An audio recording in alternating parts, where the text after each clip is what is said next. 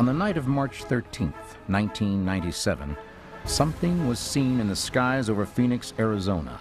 But what? Did eyewitnesses catch a glimpse of the military's latest secret weapon? Or are UFOs to blame for these strange sightings?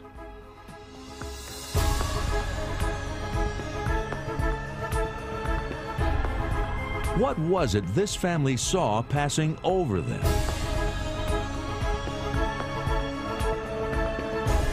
Was this an alien spaceship? Or is the U.S. military somehow responsible for these unexplained sightings? Could this be the most dramatic UFO sighting in modern history? Or did the government accidentally give the world a peek at its latest aeronautical wizardry? Astonishing new theories and vivid photographic discoveries are just moments away. And in part 2, we'll see if we can discover why virtually every civilization with the capability to keep a written history has a record of some kind of all-encompassing flood. Most of these accounts have astonishing parallels to the biblical account of Noah's Ark. To the critics, this almost universal idea of a worldwide flood means there couldn't possibly have been just one. Has modern technology finally resolved the issue? Was there a deluge of such enormous proportions that it covered the entire Earth? Can the biblical account of a worldwide flood explain Earth's many geologic mysteries? Will the discovery of Noah's Ark prove that the flood actually took place? New discoveries and a modern answer to the age-old controversy are just minutes away. And just ahead, the lights that no one can or will explain. We all go through life accepting what textbooks told us about the universe. But what happens when questions are raised about many of our fundamental beliefs? A mystery that cannot be explained. An enigma that defies reason. A surprising and unexpected answer. To encounter such a mystery firsthand may change your life forever. Face to face with the greatest riddles of the ages, the world's most profound mysteries reach out and touch your life in ways you've never imagined possible. Encounters with the Unexplained. Arizona, the Grand Canyon state, is known the world over for its incredible desert scenery. But since the night of March 13th, 1997, it's become famous for something entirely different: UFOs. Strange lights were spotted that night in Nevada, Arizona, and even New Mexico. But the most dramatic sightings were concentrated in the Phoenix area, where amber-colored lights and a huge V-shaped craft hovered over the city as hundreds of people looked on. Concerned residents put in calls to every government official they could think of in search of an explanation. At the time of the Phoenix Lights incident, I was on the Phoenix City Council. I had no idea anything unusual had taken place until I met a reporter who asked me what had happened and if anybody was investigating. I was on my way into a televised Phoenix City Council meeting, and I told her I would ask about it. Nobody is doing any investigation on it, and I'd just like to know if anybody has any information from the city and if the city is checking into it. Apparently, when I asked my fellow council members if anything was being done to investigate the matter, all I got was silence. It was as if I hadn't asked the question at all. They just ignored me and moved on to the next councilman. People are starting to ask more questions. Thanks. Thank you. Councilman Siebert. I was just going to give the number. But this was obviously different. Why would city council members choose to ignore something that was causing such a furor? But if the city council wasn't interested, there were others who were. The owner of a local high-tech computer lab took it upon himself to investigate the stories. Using information from eyewitness accounts, Jim Delatoso reconstructed the unusual events of March 13th with computer animation. I've been doing UFO research a long time, in fact over 20 years, and in that time most of the cases I've been able to identify as some natural phenomena, and in fact I've even found some hoaxes. But the Phoenix lights were something very different. Hundreds and hundreds of witnesses, multiple videotapes that we could test, and then with all of the witness reports be able to do a recreation. The lights were first sighted at 8:16 p.m.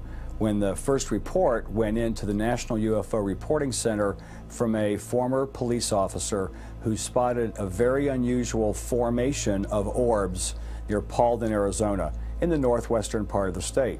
Within just a few minutes, 50 miles away in Prescott, Arizona, hundreds of witnesses now reported a formation of lights. After cutting an aerial path through the Prescott Valley, the craft moved on toward the heavily populated capital city of Phoenix and reportedly put on quite a show.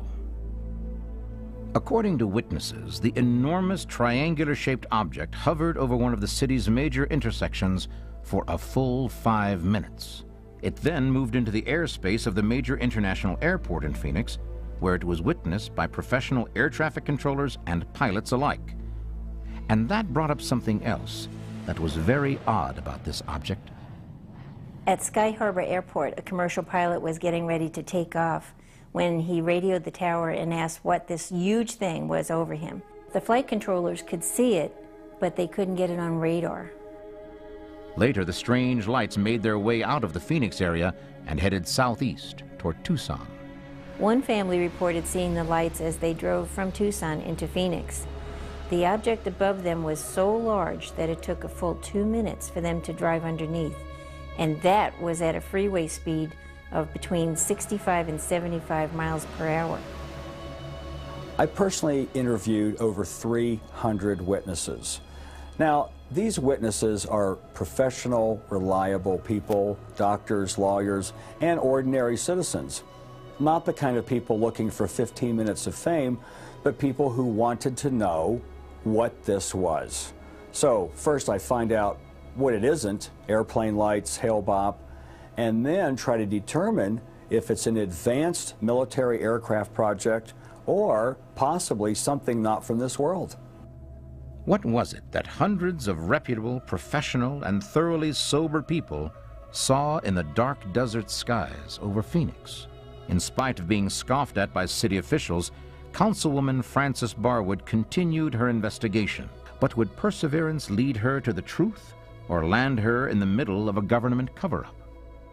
Being stonewalled by the city council only made me more curious, and I decided to dig deeper. Apparently, the city manager's office did respond with a memo dated May 16, 1997, but I didn't receive it until August of '97. The memo said, a check of police department reports show that there were fewer than 5 citizen calls about these lights. Since the city does not have resources or expertise to investigate the source of lights, such as those that were reported, we depend on the United States Air Force to investigate all such matters. I knew I was being lied to when I was shown a video of a TV interview with the spokesperson for the Phoenix Police Department, where they said they were overwhelmed with phone calls at the police department about the lights. I knew I had to find out what was really going on. Barwood contacted Arizona Senator John McCain and asked him to give the matter some official notice. But once again, she got the cold shoulder. Up until then, Senator McCain and I had a pretty good relationship, but I think his people got a little upset when I kept pushing for action. He finally did send a letter to the National Archives, where he said a constituent saw something in the sky. There was no mention that I was an elected official, that there were hundreds of witnesses, and no call for action. I was stunned. Why did government officials at every level refuse to get involved in an investigation of the Phoenix lights? Could it be that the mysterious lights were extraterrestrial in origin? Or are there eyewitness statements that support a more earthly conclusion? From that day to this, the official reaction to hundreds of eyewitness accounts has been silence, ridicule, or good old-fashioned government stonewalling. Nevertheless, we'll attempt to illuminate the mystery behind this astonishing story. There were witnesses who did see planes in the sky over Phoenix on March 13th, 1997, maybe military, maybe not. In fact, there was one witness who said that he did see planes through his telescope. I don't doubt that people saw planes. They did see planes, probably the ones that were sent out from Luke Air Force Base to investigate the phenomena. We talked to witnesses who were close on the ground by the runway, who saw these jets scrambling, taking off, afterburners going, pursuing the orbs that were up above the Air Force Base. Is that the answer? Can the Phoenix lights be attributed to a group of military aircraft, possibly F-15s or F-16s, from the nearby Luke Air Force Base? We have a report that the U.S. military was placed on a defense condition alert that night, a DEFCON 3, in response possibly to the events over Phoenix. Based on the testimony of a key eyewitness, military jets were in the air that night. But some investigators say it wasn't just for a routine training mission. They were, in fact, out to intercept a huge UFO. Here at the National UFO Reporting Center in Seattle, we took dozens of calls that night about the strange lights over Phoenix. One of the later reports came from a gentleman who was a truck driver hauling a load of freight in the vicinity of Luke Air Force Base. The truck driver watched the lights for 20 minutes as he made his way towards the outskirts of Phoenix. When he stopped to make his drop-off, he could clearly see two orbs of light shaped like hot air balloons. They were only a couple of miles away from him near the runway at Luke Air Force Base. At that moment, he saw three jets take off on full afterburner. As they passed directly overhead, they banked sharply and appeared to fly directly towards one of the two objects in the night sky above Phoenix. The truck driver's report was verified by several witnesses. One woman that I spoke to, who lives right near the Air Force Base, said she saw 3 or 4 jets being scrambled that night, and she had never seen that before. Another witness saw a giant triangular-shaped object hovering near a small commuter airport in northwest Phoenix. He, too, saw military jets approaching the unidentified object. One of the jets flew up under the craft and had to veer away at the last moment to avoid a mid-air collision. One of the more dramatic calls we took that night was from a gentleman who identified himself as an airman at Luke Air Force Base who had actually been on the tarmac that night. He reported that one of the two pilots had been so badly shaken by the intercept that he had to be helped from his cockpit. Do these eyewitness accounts prove that there was UFO activity over Phoenix on the night of March 13th, 1997? We should point out that the military denies these reports. Officials at Luke Air Force Base have denied sending out any jets that night or even receiving calls about the mysterious lights. And yet phone records prove that the base was flooded with reports from concerned citizens. Is the military trying to hide the truth about the Phoenix lights? Or is it merely attempting to diffuse a situation that can be easily explained? Could something as benign as flares dropped from military aircraft account for the strange lights? Or is this yet another smokescreen? And if the whole thing can be so easily explained, why not just explain it? Obviously, there's more here than meets the eye. And we'll see if we can discover what that is. On March 13th, 1997, a flurry of UFO activity was reported in 3 western states, with the most significant sightings concentrated in and around the Phoenix, Arizona area. Despite the persistence of investigators, in the days following these strange events, personnel at Luke Air Force Base denied that there was any military aircraft in the area that night. But their story would soon change. On the evening of March 13th, 1997, about 10 o'clock, I was done watching TV and I went outside and I noticed an orange light on the Estrella Mountains further east than I've ever seen it before. I went inside the house, got my video camera, went out and I started to photograph the light. As I was doing so, it disappeared and it reappeared lower to the right. I trained my camera on that light, and as I was doing so, a light further to the right appeared, and from that light, a number of lights started to go on that formed an arc. Several months after the Phoenix Lights event, the military came up with its own explanation for what had happened. They suddenly discovered that they had had a training flight in the air that night over the Barry Goldwater Gunnery Range, located some 40 miles to the southwest of Phoenix. The military asserted that sometime during the evening of March 13th, a group of A-10 aircraft had taken off from Davis-Monthan Air Force Base in Tucson and headed towards Phoenix. As part of this exercise, military flares were launched by the aircraft. The flares are attached to parachutes and they burn very brightly, They are held aloft by the prevailing winds and by the parachutes. According to the military, these flares can be seen from up to 150 miles away. So what they want us to believe is that the flares were the cause of these unusual lights and not any kind of alien craft. Over the years, I have seen flares dropped, and I know what they look like. They're smaller, they're dimmer, and they drift. What I photographed were bright orange lights that held a position for 2.5 minutes and did not move. At first glance, the military's explanation seemed plausible. So members of the local media used amateur video taken on that night to prove the theory. This particular video was shot in the northern part of Phoenix, looking south towards the Estrella Mountains. One of the key issues on the 10 o'clock sighting was the location of the lights. Because they were videotaped from multiple locations, we could take all those videotapes and triangulate it in a computer system and position it on a 3D topographical map. And clearly, to us, the lights are in front of the Estrella mountain range and lower than even the top of the mountains, which means that these can't be flares behind the mountain range 50 miles away. Could it be that the military's explanation for the Phoenix lights may actually raise more questions than it answers? What was the reason for dropping flares in the first place? Was it just a training exercise? Or was the military trying to shed some light on the unidentified objects that had been buzzing around Phoenix? The military probably did the right thing in explaining it the way that they did, because I don't think that the military truly understands what happened. Does the government have something to hide?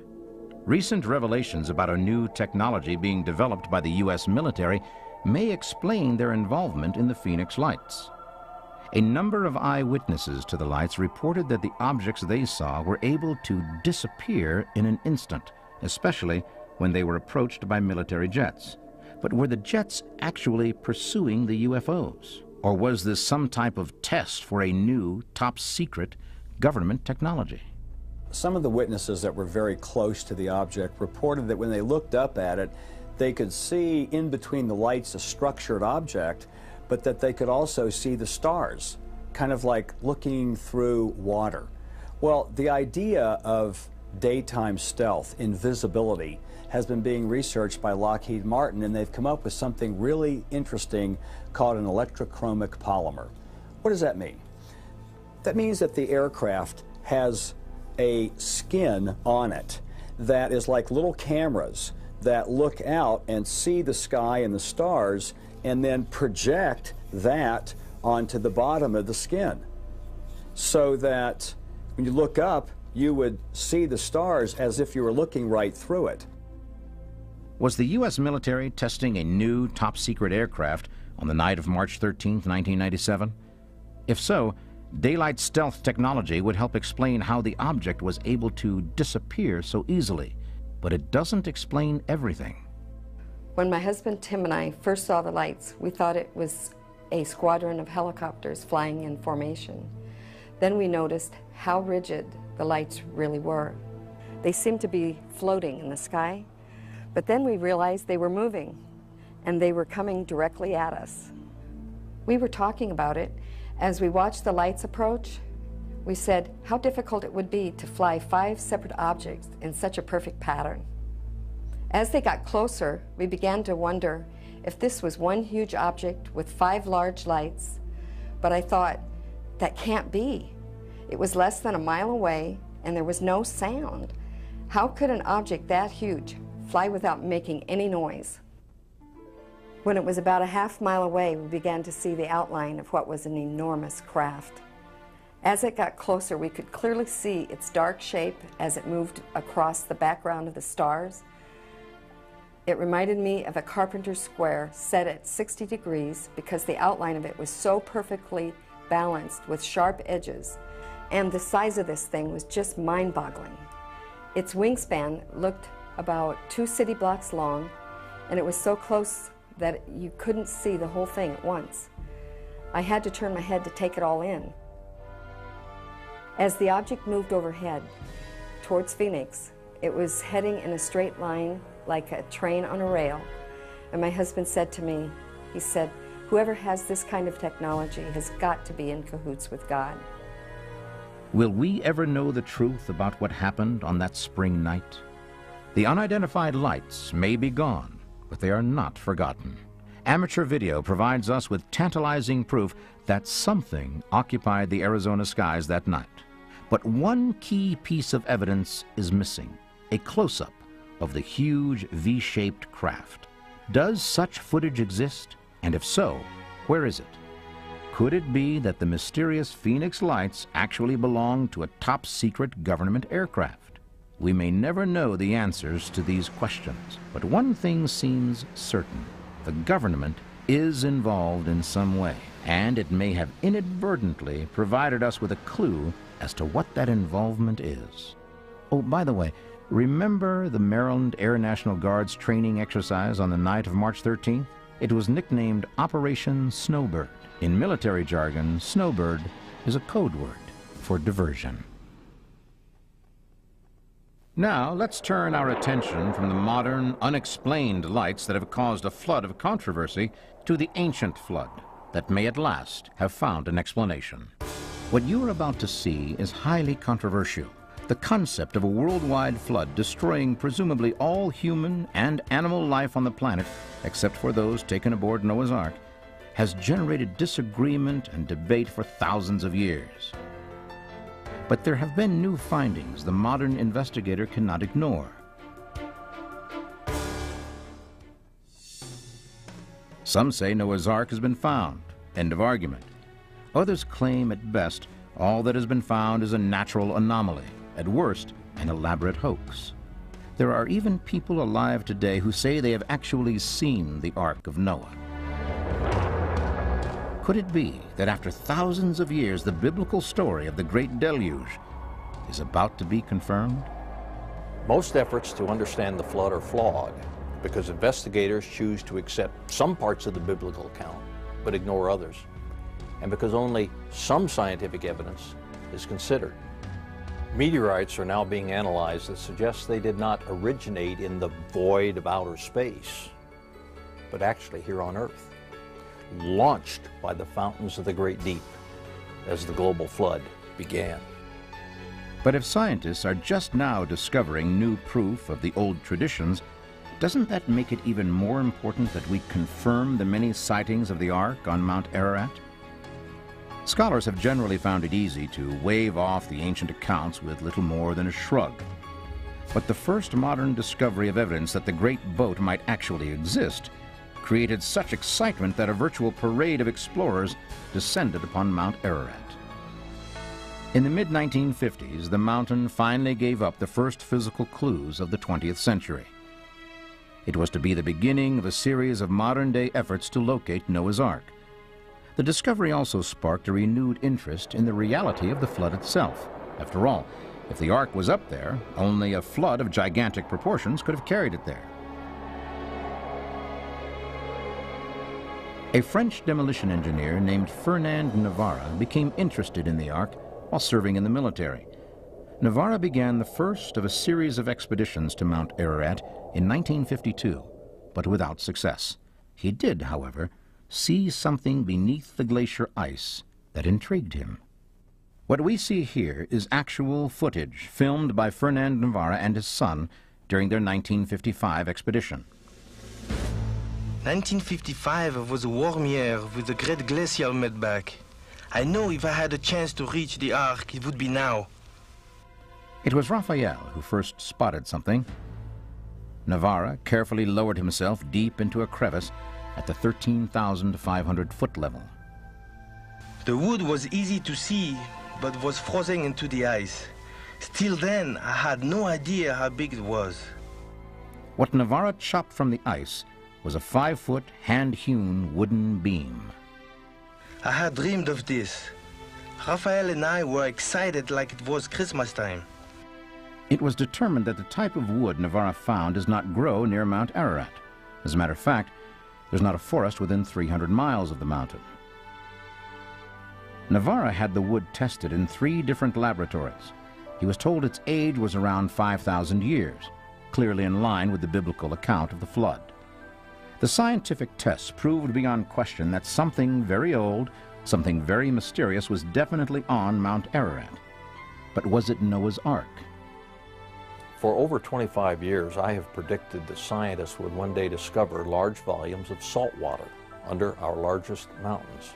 The year 2001 saw that discovery, which means we are getting closer to understanding where enough water came from to lift the Ark 14,000 feet up on the side of Mount Ararat. Everything we commonly know about the story of Noah is found here in the book of Genesis in the Bible. To summarize, Noah and his family, which consisted of his wife, 3 sons, and their wives, were a righteous family in a world full of wickedness. The Bible tells us God spoke directly to Noah and told him he was about to destroy every living thing off the face of the earth. Only Noah, his family, and the birds and animals are to be spared. There are those who contend, of course, that the Bible, including the story of Noah, is nothing but a collection of legends and myths. But when scientists have gone digging for facts about the Great Flood, some surprising facts turn up. In all the cultures I've studied, the story of Noah and the flood are practically identical in all different sorts of ancient languages, whether it's Persian, Babylonian, ancient Egyptian, Chinese, Sanskrit. The only thing that changes occasionally is the name of Noah. Not only does it appear in the Christian Bible, but also in the Quran, the Bible of Islam. There it tells the story of Noah, or Nuh in Arabic, who escapes the flood in an ark with his family. The flood account is found on Babylonian, Akkadian, and Sumerian cuneiform tablets, which are now found in the British Museum. These date back to about 700 BC, but there are older accounts of the flood found in individual Chinese characters. Now, these Chinese characters really date back a long time, and we find the most ancient forms of Chinese character in bronzeware vessels. These are ceremonial vessels, and the writing is found inscribed inside of the vessels. Contrary to the critics, there does seem to be historical evidence of both Noah and the flood. 272 mentions, to be exact, in every civilization and culture around the world, including the Aztec and Inca cultures. There are even artifacts dating back to antiquity that have been found on Mount Ararat. We know that the Chaldean high priest and historian Berosus visited the site about 475 BC, where he wrote considerably of the phenomena he witnessed, stating that it was quite easy to discern the ark in its resting place high up on the glacier. Many famous men of antiquity made journeys to the awesome mountain. One of these was Iphanaeus, Bishop of Salamis, in 360 AD. He was shown an already treasured relic of the ark, a well-preserved, identifiable piece of seagoing vessel. The Armenian historian Hippa wrote that he himself saw the ark in 1254. He wrote, "At the summit of Mount Ararat, a great black object is visible, the Ark of Noah." In 1269 AD, renowned explorer Marco Polo wrote in his book, The Travels, that Noah's Ark rests high on the snowy reaches of Mount Ararat. In 1829, a Russian-born German physician named Friedrich Perret became the first Western explorer on record to scale Mount Ararat. Throughout the 1800s, explorers and adventurers mounted expeditions to seek out the Ark. There is plenty of ancient historical evidence spanning nearly 2,000 years that the Ark is on Mount Ararat. These sightings, recorded by prominent historians of the time, along with eyewitness accounts, add significant credibility to the survival of the Ark on Mount Ararat. If a gigantic boat is at 14,000 feet on Mount Ararat, then a huge flood must have occurred. But the biblical flood has always been hard to imagine. No one was willing to squarely face 2 central questions. Where did so much water come from? And where did it go? Modern research can now answer both questions. The Bible gives us the ark's dimensions. Modern eyewitnesses tell us what it looks like. And hydrologists tell us it was completely seaworthy, indeed, virtually unsinkable. So assuming for the moment that the ark is there under the ice, let's turn to the idea of the flood itself. What, if anything, does modern science tell us such a catastrophe might have done or would have done to the planet Earth once the rain stopped falling? Does the flood account for fossils of sea creatures high up on the slopes of great mountain ranges? Was the flood the beginning or the end of continental drift? Does it explain the enormous mountain ranges on the ocean floor or huge gouges in the Earth's surface, such as the Grand Canyon? There's more, much more to Noah's flood than just a lot of water. Scientists, theologians, historians, and other investigators have tried for centuries to unravel the mystery of Noah's flood. Their positions range all the way from total acceptance based on faith alone to outright rejection. But Dr. Walter Brown has developed an astonishingly profound theory that touches all points of the argument. Dr. Brown served as director of one of the U.S. Defense Department's major research and development laboratories. His hydroplate theory has become an important and completely new approach to the geological sciences. We can see on our planet 25 very strange features that can be systematically explained as a result of a cataclysmic global flood whose waters erupted from subterranean chambers with an energy release exceeding the explosion of 10 billion hydrogen bombs. This theory explains how mountains were pushed up in hours. It explains the coal and oil deposits, the rapid continental drift, why on the ocean floor there are huge trenches, hundreds of canyons, and thousands of volcanoes. It explains the formation of the layered strata and most of the fossils, the frozen mammoths, the so-called ice ages, and major canyons, especially the Grand Canyon. It even explains the origin of comets, asteroids, and meteorites. The pre-flood Earth probably had only one very large supercontinent, with lush vegetation, inland seas, and major rivers. The mountains were smaller than today's, but perhaps 9,000 feet high. The Earth also had a lot of salty subterranean water, about half of what is now in our oceans. The water was in interconnected chambers, forming a thin spherical shell about a mile thick, 10 miles below the Earth's surface. Increasing pressure in the subterranean waters stretched the crust just as a balloon stretches when the pressure inside increases. Failure in the crust began with a microscopic crack that grew in both directions at the rate of 2 miles per second. Following the path of least resistance, it encircled the globe in about 2 hours. As the crack raced around the Earth, the overlying rock crust opened up like a rip in a tightly stretched cloth. The subterranean water was under extreme pressure from the weight of the 10 miles of rock pressing down on it, so the water exploded violently out of the rupture.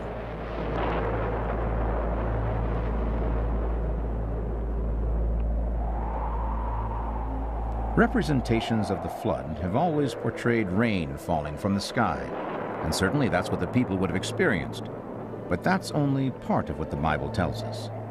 It also states specifically that on that day, all the fountains of the great deep burst forth. Could this be the event Dr. Brown's theory describes? The Bible describes these events, which occurred about 5,000 years ago. We can now tie them together scientifically.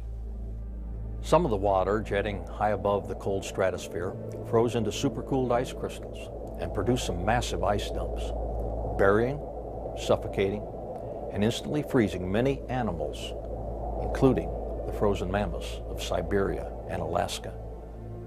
The high-pressure fountains also eroded rock on both sides of the crack, even launching many into space.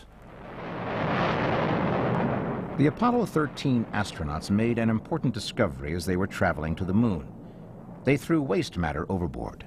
Surprisingly, it orbited the spacecraft all the way to the moon. Why? Here on Earth, you would not feel the spacecraft's gravity. because Earth's gravity is so much larger. But when far from Earth, the spacecraft's gravity dominates things near it. Some rocks launched into space were as big as a city block. Their gravity pulled in smaller rocks, water vapor, and muddy water, which in outer space quickly froze. The gas and gravity caused the orbiting swarms to shrink. If those swarms were primarily ice, they became comets. Comets are simply dirty, fluffy snowballs. If the swarms were primarily rocks, they became asteroids. Asteroids are flying rock piles. And meteors, and meteorites are individual rocks. Most eroded rocks were like sand grains and stayed on Earth. They settled through the waters as sediments, trapping and burying plants and animals, forming the fossil record. Eventually, the rupture's width was so great that the compressed rock beneath the hydroplate sprung upward, giving birth to the mid-oceanic ridge that wraps around the Earth like the seam of a baseball. The continental plates, the hydroplates, still with lubricating water beneath them, slid downhill away from the chamber floor as it rose about 10 miles to become the mid-Atlantic ridge and the floor of the Atlantic. After the massive, slowly accelerating continental plates reached speeds of about 45 miles an hour, they ran into resistances, compressed, and buckled. Portions of the hydroplates buckled down, forming ocean trenches. Those that buckled up formed mountains. This is why most mountain ranges are parallel to the oceanic ridges from which they slid.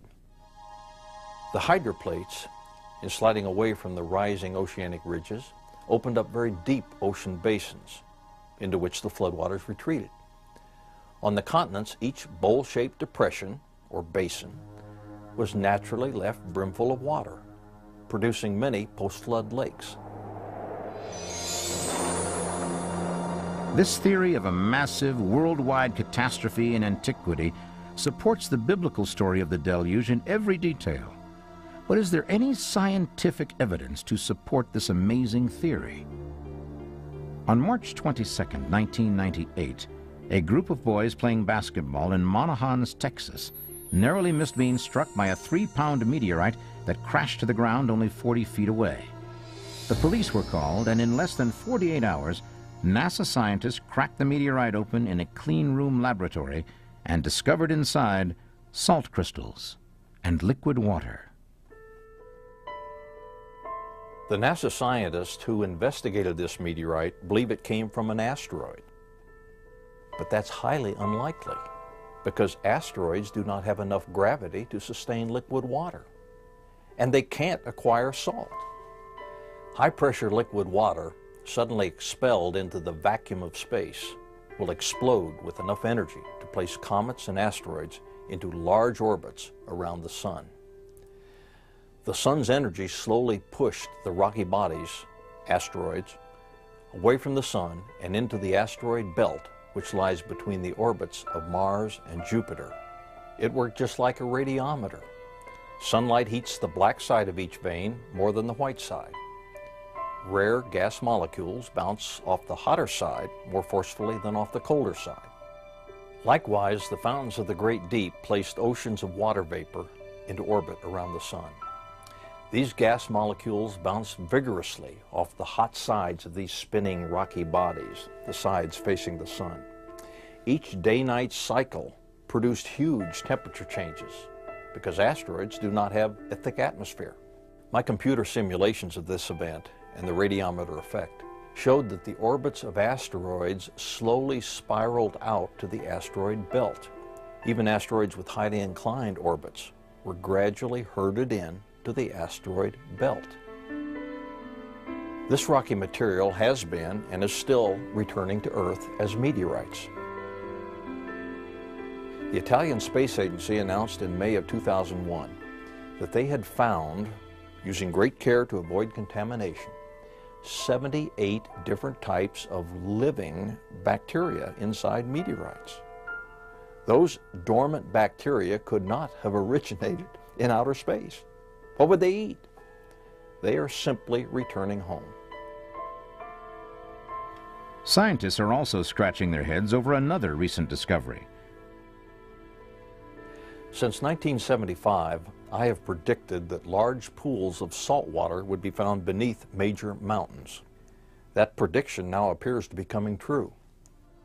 In April 2001, Science magazine announced the discovery of a highly conductive, mile-thick layer about 10 miles beneath the Tibetan Plateau. To everyone's surprise, they struck hot, salty water flowing through crushed granite. Geologists are mystified because surface water can't reach those depths. The hydroplate theory gives a simple answer.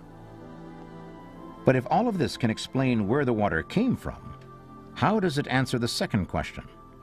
Where did it go? This is the question that stops most scientists dead in their tracks. Yet the hydroplate theory makes the answer quite obvious. As the massive continents, moving at about 45 miles per hour, suddenly slid to a halt, they crushed, thickened, buckled, and rose up out of the water. The floodwaters over the continents receded. Simultaneously, the upward surging subterranean water was choked off. With the water source shut off, the deep, newly formed ocean basins between the continents became reservoirs into which the floodwaters drained. Every basin on the continents was left brimful of water. Some of these post-flood lakes were much larger than the Great Lakes. It now appears that one of these large ancient lakes, which I discovered in 1987 and named Grand Lake, breached its natural barrier 20 miles northeast of the Grand Canyon a few centuries after the flood. The hydroplate theory solves an astonishing number of the Earth's mysteries. In fact, the question of whether or not there was a flood becomes a question of how the world could be what it is today without a global flood. If Noah's Ark has been discovered at the 14,000-foot level on Mount Ararat, right where the Bible says it should be, and the hydroplate theory can confirm scientifically the biblical description of where all that water came from and where it went, then there is just one final question that should be asked. Is the Bible the only written record that suggests a subterranean source for the flood? And as a matter of fact, the answer is no. Early Jesuit missionaries in China located a 4,320-volume work compiled by imperial edict containing, it claims, all knowledge. In it, we read, "The earth was shaken to its foundations. The sky sank lower toward the north. The sun, moon, and stars changed their motions. The earth fell to pieces, and the waters in its bosom rushed upward with violence and overflowed the earth." It's not as poetic as the Noah account, but it does make you stop and think.